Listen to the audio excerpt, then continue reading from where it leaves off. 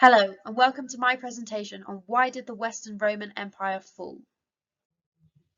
The four main reasons I am going to cover in today's presentation that led to the fall of Rome in around 400 AD are the role of barbarians, military failings, economic decline, and lead poisoning.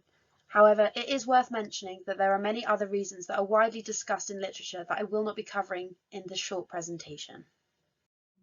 The first reason I'm going to discuss is the role of the barbarians.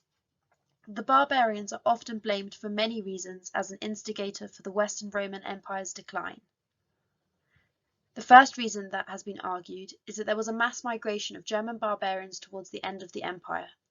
These barbarians did not hold the culture nor patriotic values of the Romans, and in fact displaced them from within the empire. However, this theory is criticized by Hassel, who states that the archaeological data actually rarely proves that this migration occurred, and therefore it is unlikely that this migration was a major reason for the empire's decline, if a reason at all.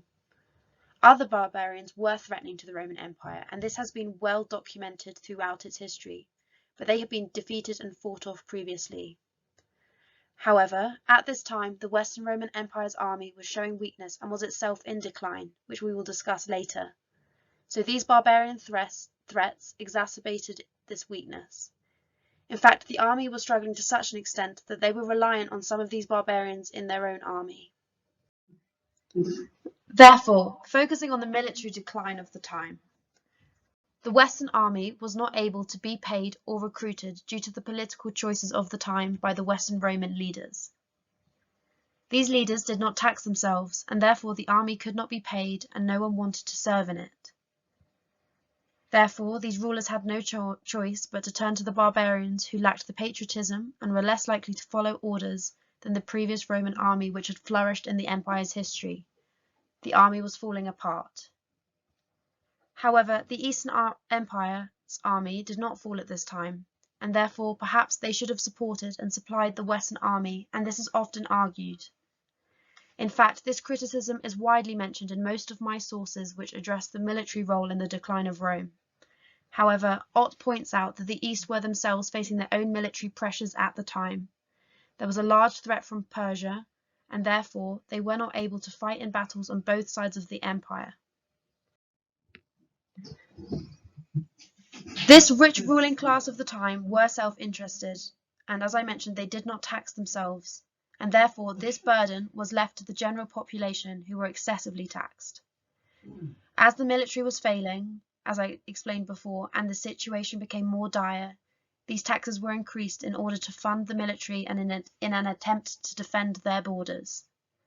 This taxation led to a poor quality of life for most of the people in the empire, and therefore it is likely that they would have preferred to actually have been ruled by barbarians, and perhaps were not upset by the end of the empire. This raises a very interesting question about whether the fall of Rome was actually a bad thing, as history seems to lead us to believe.